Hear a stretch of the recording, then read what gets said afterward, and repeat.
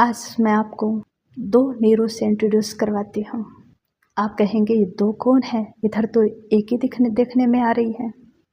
हाँ, देखने में एक आ रही है, 2 है, लेकिन अभी दोनों लगभग मिलकर के एक हो चुकी है। बस थोड़ा सा फासला बाकी है, वो भी हो जाएगा। लेकिन जो मेरा एक्सपीरियंस है कि 2 कैसे रही हूँ और 2 से मैं एक कैसे बनती जा रही हूँ, तो फासला ख़त्म होने के बाद पता नहीं मैं अपना अनुभव शेयर कर पाऊँ कि ना कर पाऊँ। अभी वो अनुभव आपके काम आ जाए। तो 2 कौन है जो एक होती जा रही है?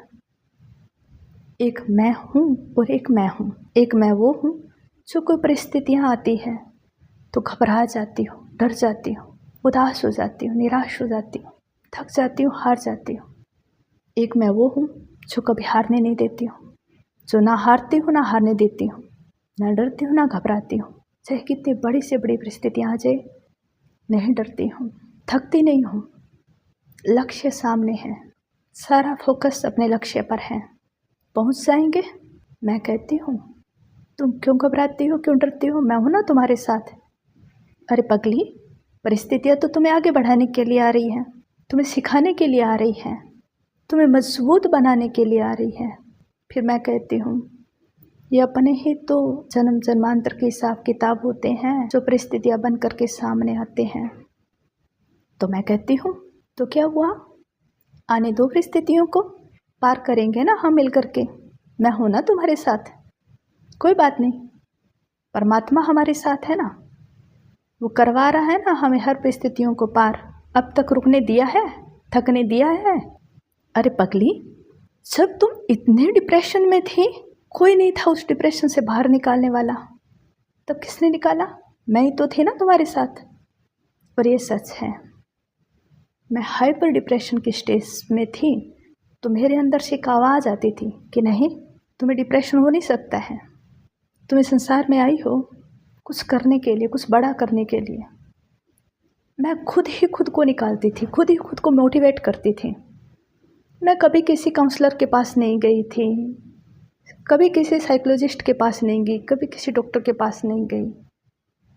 हाँ, जब बहुत ज़्यादा डिप्रेशन था तो नींद की गोली लेनी पड़ती थी, लेकिन ऐसा भी कोई मैं डिपेंड नहीं थी डॉक्टर के ऊपर कि डॉक्टर मुझे डिप्रेशन से बाहर निकालेगा। नहीं, मैं मेरे साथ खड़ी थी। डिप्रेशन भी किस तरह का था, छोटी थी, किसी का अंतिम संस्कार होते हुए देख लिया था। घर वालों से पूछा ये क्या हो रहा है, परिवार वालों ने कहा ये मर गया, इसको जला रहे हैं।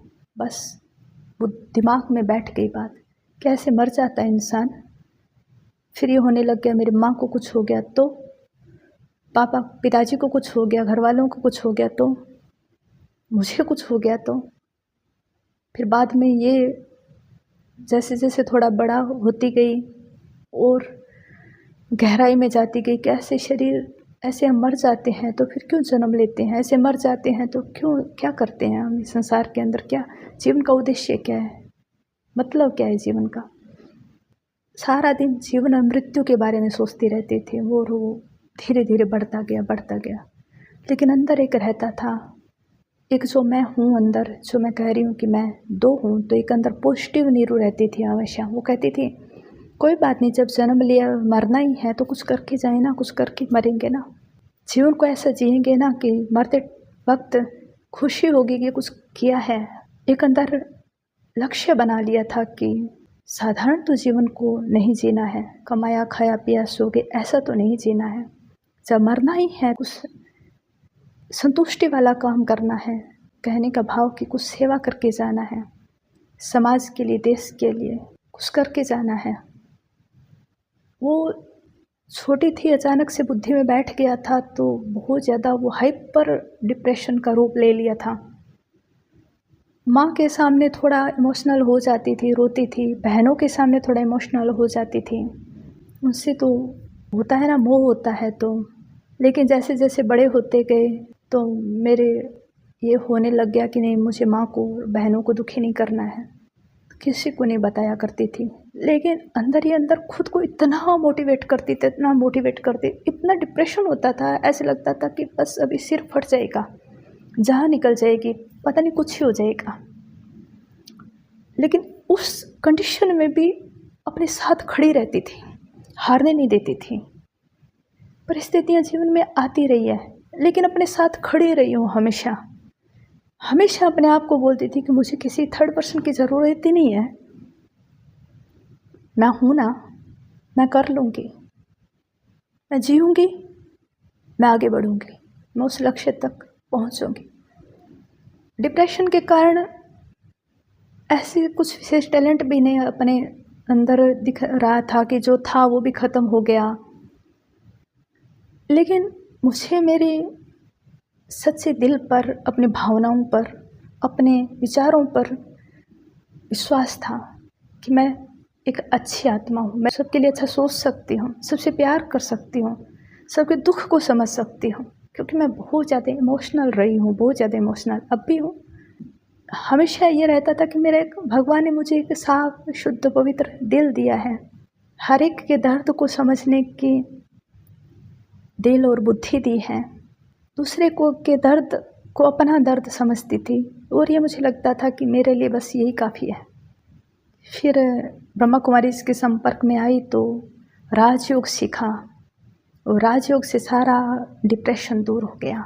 अब तो भगवान ने कुछ ऐसा टैलेंट, क्या कहेंगे, बाबा ऐसी पॉजिटिव एनर्जी अंदर भरता जा रहा है कि इतना अभी विश्वास है कि कोई व्यक्ति सिर्फ सामने बैठ जाए और जो राजयोग मेडिटेशन से जो पावर, जो एनर्जी हम अपने अंदर भरते हैं, वो एनर्जी ट्रांसफ़र करके उसका डिप्रेशन दूर कर सकते हैं।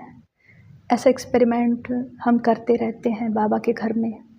डिप्रेशन वाले व्यक्ति को सामने बिठाते हैं, 7 दिन या 21 दिन के अंदर उसका डिप्रेशन दूर हो जाता है। डिप्रेशन वाले व्यक्ति खुद मेडिटेशन नहीं कर सकता है शुरू में।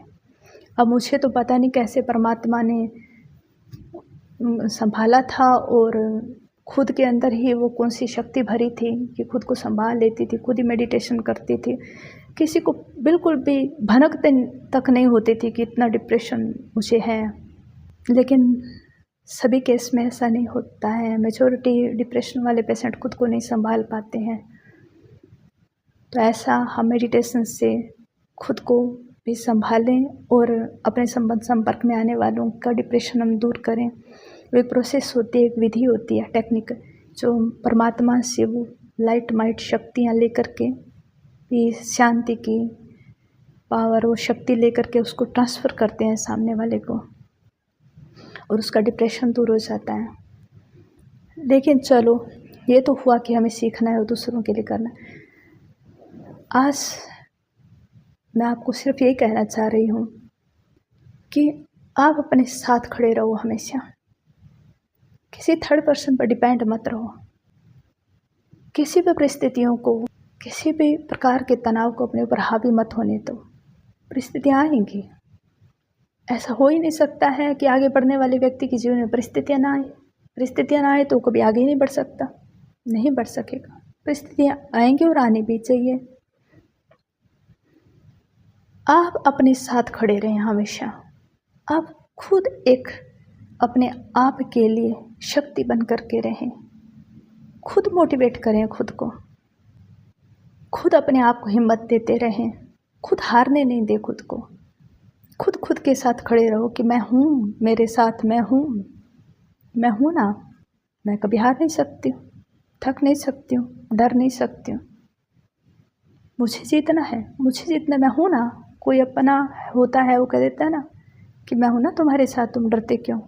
अपने आप को कहो, मैं हूँ ना तुम्हारे साथ, तुम डरते क्यों हो। जब एक उदास हो रहा है, निराश हो रहा है, तो दूसरा साथ खड़ा रहे कि मैं हूँ। डबल व्यक्तित्व में देखो अपने आप को जब तक आपको टेंशन, डिप्रेशन हो रहा है। मेडिटेशन ज़रूर करें। मेडिटेशन हमें बहुत सिखा देता है, हमारे अंदर विल पावर बढ़ता है, कॉन्फिडेंस बढ़ता है, हमारे टैलेंट को बाहर लेकर के आता है, हमारे लिए नए नए आयाम खोल देता है, करने के लिए रास्ता खोल देता है। मेडिटेशन बहुत ज़रूरी है। डिप्रेशन से निकलने के लिए एक ही उपाय है मेडिटेशन, बाकी तो टेम्परेरी है। जैसे हम म्यूजिक सुन लेंगे, घूमने चले जाएंगे, टेम्परेरी है। परमानेंट सॉल्यूशन चाहिए तो मेडिटेशन करें।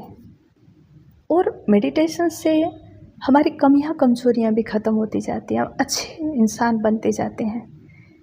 ऐसा नहीं है कि हमसे कोई भूलें नहीं होती है, गलतियां नहीं होती, लेकिन जैसे गूगल में एक ऑटो करेक्शन होता है ना, हम कोई इंग्लिश में कुछ लिख रहे हैं, कोई स्पेलिंग गलत लिख दी तो तुरंत ऑटो करेक्ट हो जाएगी वो, है ना।